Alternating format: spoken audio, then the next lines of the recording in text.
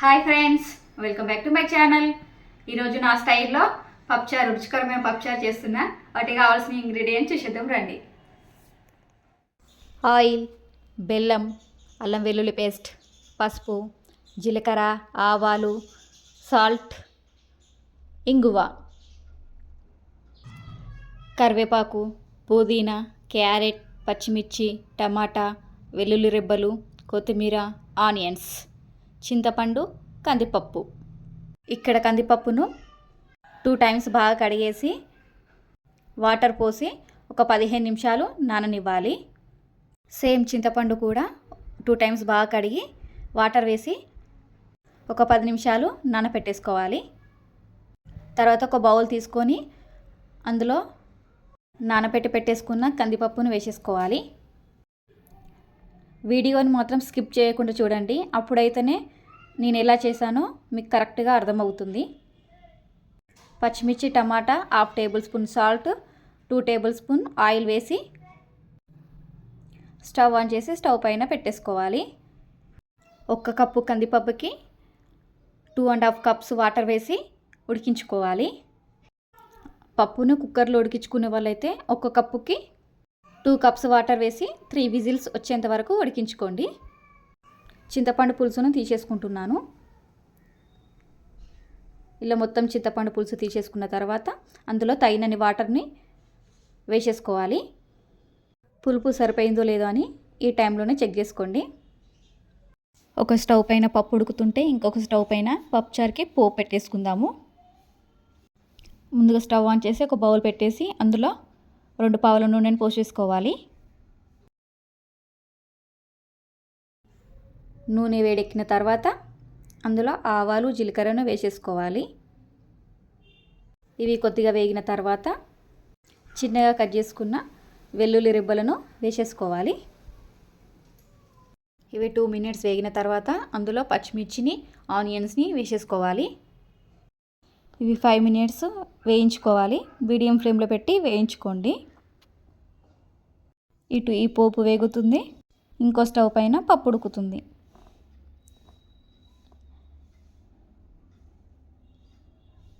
ఇలా 2 ఒకటేసారి చేసుకోవడం వలన పప్పుచారు త్వరగా అయిపోతుంది. ఇందులో 1 టేబుల్ స్పూన్ అల్లం వెల్లుల్లి పేస్ట్ వేసి పచ్చివాసన పోయేంత వరకు వేయించుకోవాలి.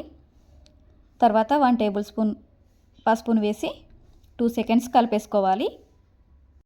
తర్వాత అందులో క్యారెట్,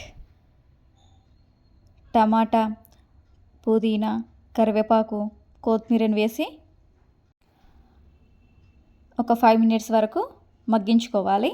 మూత పెట్టి 5 మినిట్స్ మగ్గించుకోండి.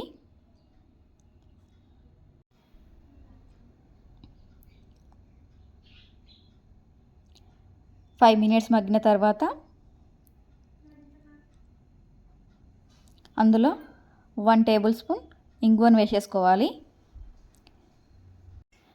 పప్పుచారులో ఇంగువ వేయడం వలన మంచి ఫ్లేవర్ అనేది ఉంటుంది. ఇంగువ వేసిన వెంటనే చింతపండు పులుసును వేసేసుకోవాలి. చింతపండు పులుసు వేసిన తర్వాత రుచికి సరిపడేంత సాల్ట్ను ఈ టైంలోనే యాడ్ చేసేసుకోండి. తర్వాత 1 టేబుల్ స్పూన్ బెల్లాన్ని వేసేసుకోవాలి. బెల్లం వేయడం వలన మంచి టేస్ట్ అనేది వస్తుంది. ఇలా ఒకసారి పప్పుచారులో బెల్లం వేసి ట్రై చేయండి. చాలా అంటే చాలా టేస్టీగా ఉంటుంది. ఇక్కడ పప్పు ఉడికిపోయిన తర్వాత స్టవ్ పైన దించేసి పప్పు గుత్తితో మెత్తగా రుబ్బేసుకోవాలి. ఇలా నేను వీడియోలో చూపించే విధంగా మెత్తగా రుబ్బేసుకుంటే సరిపోతుంది. పప్పుచారును మీడియం ఫ్లేమ్లో పెట్టి ఒక 15 నిమిషాల వరకు మరిగించుకోండి. ఇలా పప్పును ఒక కటోర్లో తీసి పక్కకు పెట్టేసుకున్నా. మనం అన్నం తినేటప్పుడు పప్పుచారులో కొద్దిగా పప్పును వేసుకుంటూ తింటుంటే చాలా టేస్టీగా ఉంటుంది. ఇలా ఒకసారి ట్రై చేయండి. పప్పుచారు 15 నిమిషాలు మరిగిన తర్వాత అందులో పప్పును యాడ్ చేసేసుకోవాలి. పప్పుచారు పైన ఆయిల్ అంతా పైకి తేలిన తర్వాత లాస్ట్లో కొద్దిగా కొత్తిమీరను వేసి మూత పెట్టి స్టవ్ ఆఫ్ చేసేసుకోవాలి. ఇలా ఒకసారి ఖచ్చితంగా ట్రై చేయండి. చాలా అంటే చాలా టేస్టీగా ఉంటుంది. ఎలా వచ్చిందో నాకు కామెంట్ చేసి చెప్పండి. నా వీడియోస్ నచ్చినట్లయితే నా ఛానల్ని సబ్స్క్రైబ్ చేసుకోండి, లైక్ చేయండి.